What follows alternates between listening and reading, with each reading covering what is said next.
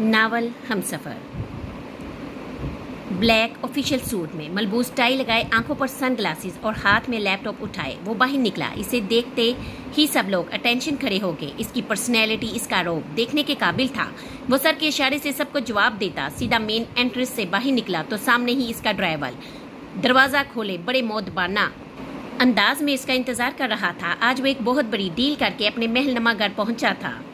वो शावर लेकर trouser shirt पहने, माथे पे गीले बाल बिखराए, वॉशरूम से निकलकर अपने कमरे में मौजूद सोफा पर बैठा ही था कि इसका सेल फोन बजने लगा। वो चंद लम्हे फोन की स्क्रीन को देखता रहा जहां रुखसार आपी लिखा हुआ आ रहा था।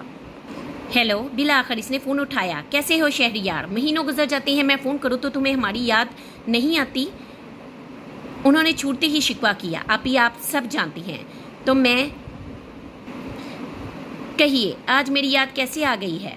ना चाहते हुए भी इसका लहजा तलख हो गया।